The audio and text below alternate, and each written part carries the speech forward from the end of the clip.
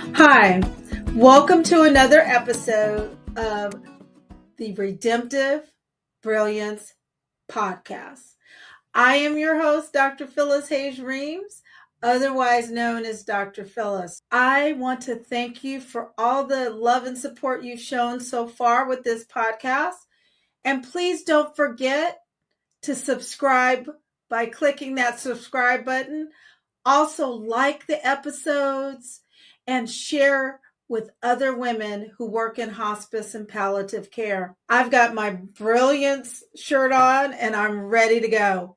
Today's episode is going to be dedicated to helping you look at being present on purpose. I was thinking today about the serenity prayer. Many of us have heard of it over past years, as far and as long as I can remember. Paraphrasing, it says, God, grant me the serenity to accept the things I cannot change, the courage to change the things I can, and the wisdom to know the difference. I really think that serenity prayer is something that we working in hospice and palliative care should continue to think about and carry with us every day. With the work that we do, the homes that we go into, the lives that we impact, the stories that are shared with us, we really are walking on hallowed ground. I often think about the scripture when God talks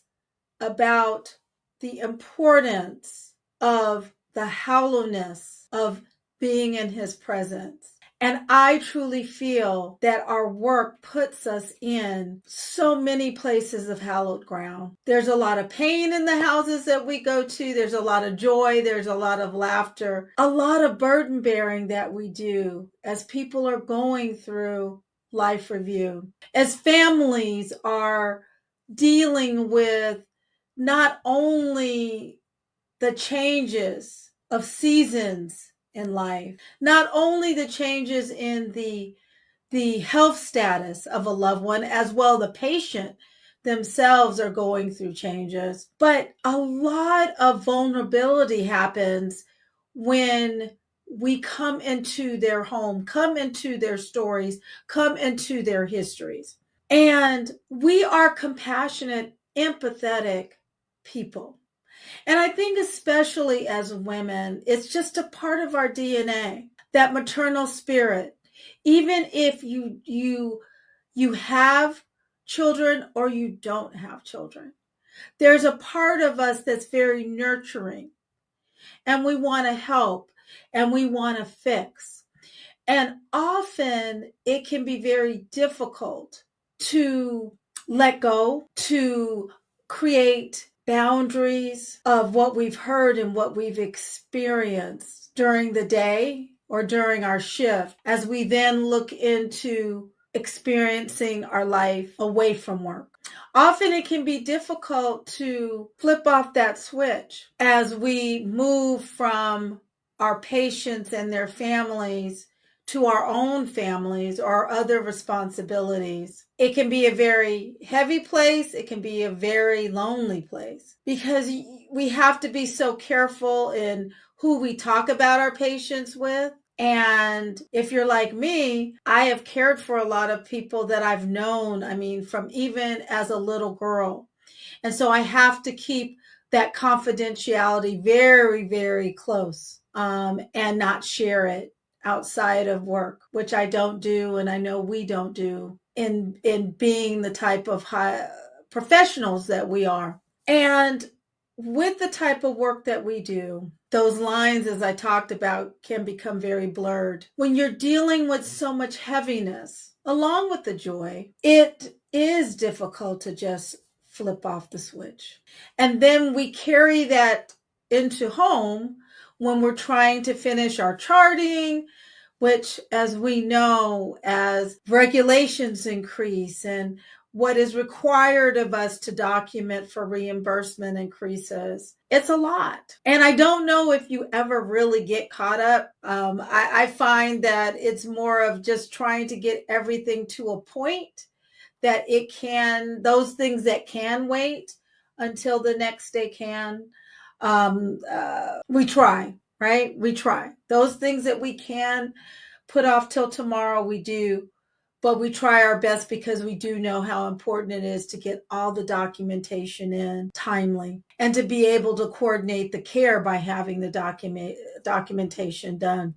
But again, it causes that inability to flip the switch off when you exit that last visit for the day. So when you're coming then to either running to your kids' practices or their programs, or you're running to take care of your volunteer responsibilities, or go to take care of other family members, or you have friends who are expecting you to be with them after work. Again, all these different shifts. So being present on purpose.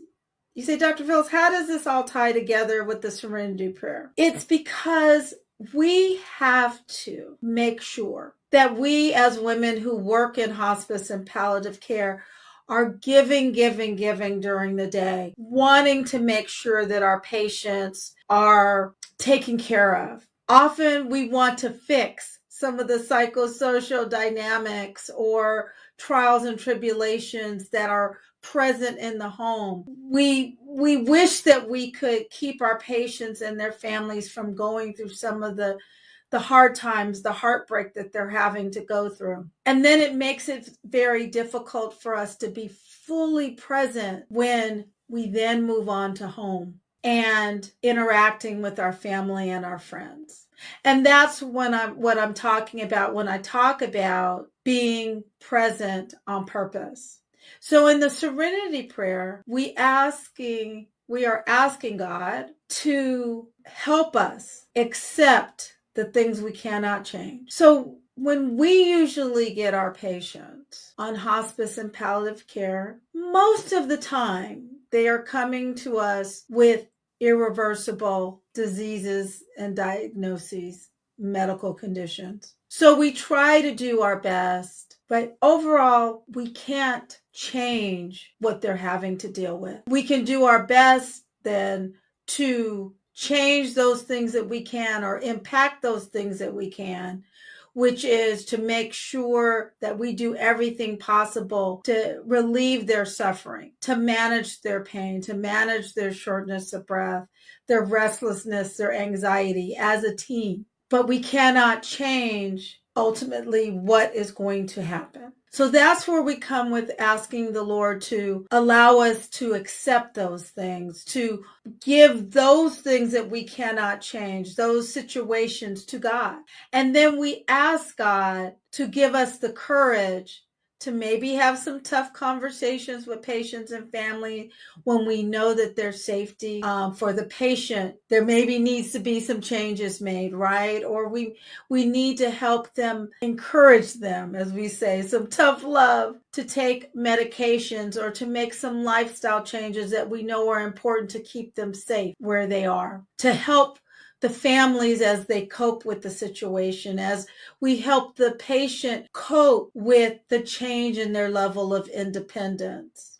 And then that's where the wisdom comes in. The wisdom to know that we are only human. And as long as we do the best we can to be present at that particular home, and that's what I've had to learn to do, is to not worry about what's going to happen at the next home. And this became very important when I previously was trying to balance frontline work and administrative work. I'm going to be honest, I was all over the place.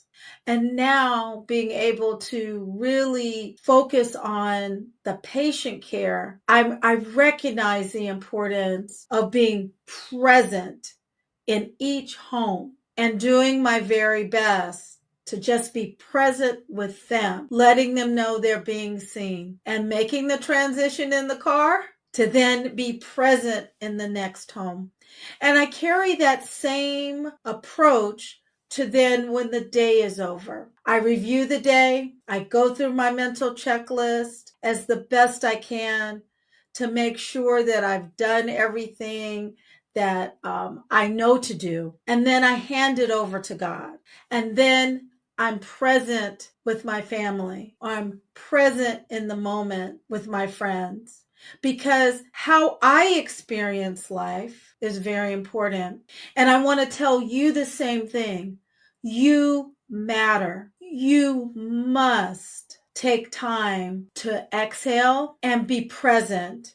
Be present at your children's activities. Enjoy it. Don't be one of those parents I used to be in the past where I spent so much time trying to get the right video of what was going on that I missed being present. I had to learn to be present and enjoy that moment and worry about recording it later, but enjoy that moment because you want to be able to have memories for yourself of your life. God, grant me the serenity, the peace to accept the things I cannot change, the courage to change the things I can, and the wisdom to know the difference. So today, my sisters in hospice and palliative care, I want you to pray this prayer today.